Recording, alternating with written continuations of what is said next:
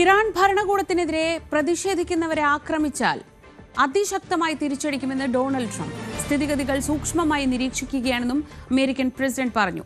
14ാം ദിവസവും ഭരണകൂട വിരുദ്ധ പ്രക്ഷോഭങ്ങൾക്ക് ഇറാനിൽ ശമനമില്ല. അതേസമയം പ്രതിഷേധിക്കുന്നവരെ ആക്ഷേപിക്കുകയാണ് പരമോന്നത നേതാവ് Ayatollah Ali Khamenei. US president Donald ട്രംപിനെ പ്രസാദിപ്പിക്കാൻ ശ്രമിക്കുന്ന ഒരു കൂട്ടം നശീകരണക്കാർ എന്നാണ് വിമർശനം. പ്രതിഷേധങ്ങളെ തടയാൻ ഇന്റർനെറ്റ് വിലക്ക് അനിശ്ചിതകാലത്തേക്ക് തുടരുകയാണ്.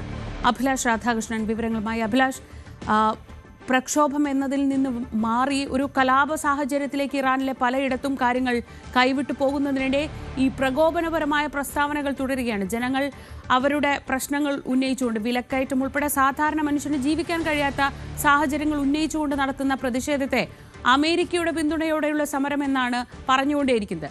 അമേരിക്കയുടെ ഒരു ഇടപെടൽ ഉണ്ടാകാനുള്ള സാധ്യത എത്രത്തോളമാണ്? നിലവിൽ ഇറാനിലെ സാഹചര്യങ്ങൾ എന്തൊക്കെയാണ്? ശ്രീജ, കഴിഞ്ഞ 14 ദിവസമായി വലിയ രീതിയിലുള്ള പ്രക്ഷോഭങ്ങളാണ് ഇറാനിൽ നടന്നുകൊണ്ടിരിക്കുന്നത്. വിവിധ പ്രവിശ്യകളിലായി നാട്ടുകാരിറങ്ങി ഭരണകൂടത്തിനെതിരെ ഖമനേയി കൊല്ലപ്പെടണമെന്നുള്ള മുദ്രാവാക്യങ്ങളടക്കം ആവർത്തിച്ചുകൊണ്ടാണ്, ഉരിയാടിക്കൊണ്ടാണ് അവർ വലിയ രീതിയിലുള്ള പ്രക്ഷോഭങ്ങൾ ആ രാജ്യത്ത് നടത്തിക്കൊണ്ടിരിക്കുന്നത്.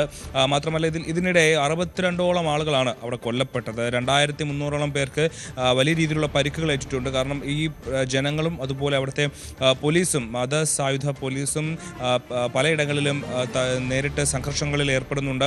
അങ്ങനെ 62ഓളം പേർ കൊല്ലപ്പെടുന്നൊരു സാഹചര്യം.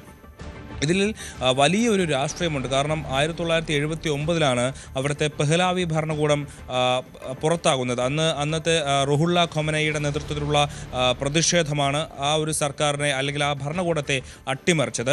അതേ ഒരു കാര്യം ഇപ്പോൾ വീണ്ടും ഇവിടെ ആവർത്തിക്കുകയാണ്. അതിൽ അമേരിക്കയുടെ ഒരു പിന്തുണ ഈ പെഹ്ലാവി ഭരണകൂടത്തിന്, അല്ലെങ്കിൽ ഇവിടുന്ന് ഇപ്പോൾ അമേരിക്കയിലുള്ള റേസ പെഹ്ലാവിയും അവർക്കുണ്ട് എന്നുള്ളതാണ് ഏറ്റവും പ്രധാനപ്പെട്ട കാര്യം. അതുകൊണ്ട് തന്നെ ഇപ്പോൾ 2026 ഈ ഖമനേയിയുടെ ഭരണകൂടത്തെ അട്ടിമറിച്ചുകൊണ്ട്, അല്ലെങ്കിൽ അവരെ താഴെയിറക്കി പകരം ഷാ ഭരണകൂടം, 79 പുറത്തായ മുഹമ്മദ് ഷാ പെഹ്ലാവി, ആ ഭരണകൂടം തിരിച്ചെത്തണം എന്നുള്ളതാണ്.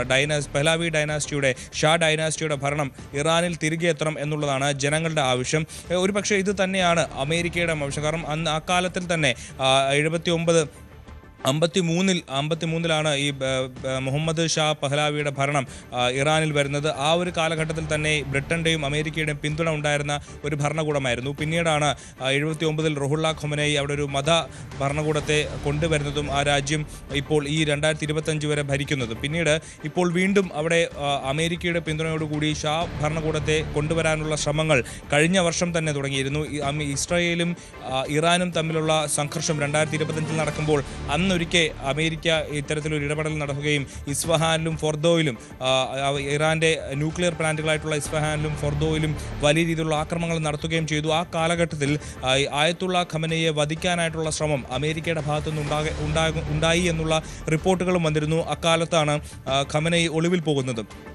പിന്നീട് അമേരിക്ക ആ ഒരു പ്രോജക്റ്റ്, ആ ഒരു പദ്ധതി, ആയത്തുള്ള ഖമനേയിയെ വധിക്കാനുള്ള ആ ഒരു പദ്ധതി ഉപേക്ഷിക്കുകയാണ് ഉണ്ടായത്. ഇപ്പോൾ മറ്റൊരു തരത്തിൽ ഇറാനിലെ ഭരണകൂടത്തെ അടിച്ചമർത്താനും, അല്ലെങ്കിൽ ഭരണകൂടത്തെ താഴെയിറക്കാനുമുള്ള അമേരിക്കയുടെ ഒരു പദ്ധതി നടപ്പിലാകുന്നു. അല്ലെങ്കിൽ അവരുടെ ശ്രമം ഇപ്പോൾ ഇറാനിലെ ജനങ്ങളെ മുൻനിർത്തിക്കൊണ്ട് നടത്തുന്നു എന്നുള്ളതാണ് ഇപ്പോൾ ഇറാൻ്റെ ഭാഗത്തുനിന്നുണ്ടാവുന്നത്. മാത്രമല്ല, അതിന് ശക്തമായ തെളിവുകളുമുണ്ട്. ഈ ഡൊണാൾഡ് ട്രംപ് അടക്കം വളരെ പ്രത്യക്ഷമായാണ് പറയുന്നത്, ഇത്തരത്തിൽ ഏതെങ്കിലും തരത്തിലുള്ള ആക്രമണം, ഇപ്പോൾ ഭരണകൂടത്തിനെതിരെ നടത്തുന്ന പ്രതിഷേധങ്ങൾക്കെതിരെ അമേരിക്കയുടെ ഭാഗത്തുനിന്നുള്ള എന്തെങ്കിലും തരത്തിലുള്ള ഒരു ആക്രമണം ഉണ്ടായാൽ അമേരിക്ക നേരിട്ട് ഇടപെടും എന്ന് ഡൊണാൾഡ് ട്രംപ് ആവർത്തിക്കുകയാണ് ചെയ്യുന്നത്. അത് വലിയ രീതിയിൽ ടെഹ്റാനിലടക്കം വലിയ രീതിയിൽ ആക്രമണങ്ങൾ നടത്താനുള്ള ഒരു സാധ്യതയുണ്ടെന്നുള്ള കാര്യം കൂടി ഡൊണാൾഡ് ട്രംപ് പ്രത്യക്ഷമായി തന്നെ മാധ്യമങ്ങളോട് പറയുന്ന ഒരു സാഹചര്യമുണ്ട്.